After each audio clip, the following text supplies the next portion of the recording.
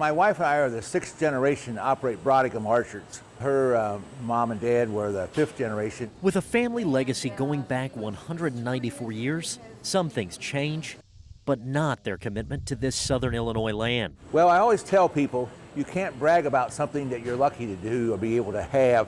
The farm grows plenty of crops and animals, but one relatively new seed has been very successful. Well, there's a picture up above me here of my son in a pumpkin patch, and I think the previous generation, maybe the largest field of pumpkins they have was about a half an acre. But it's a crop that's really expanded for us. Helped out by fall demand, in 2022 alone, U.S. farmers grew over 1 billion pounds of the orange fruit.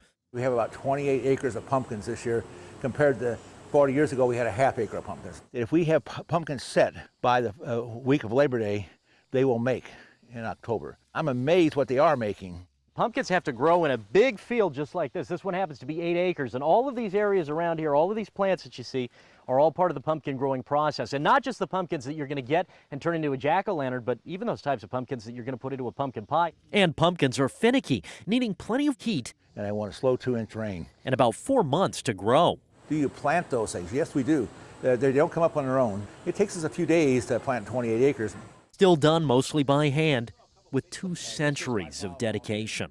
Each generation since 1831 had to make a decision if they were going to stay in farming, and they had to avoid sickness and they actually have children too. You think about that.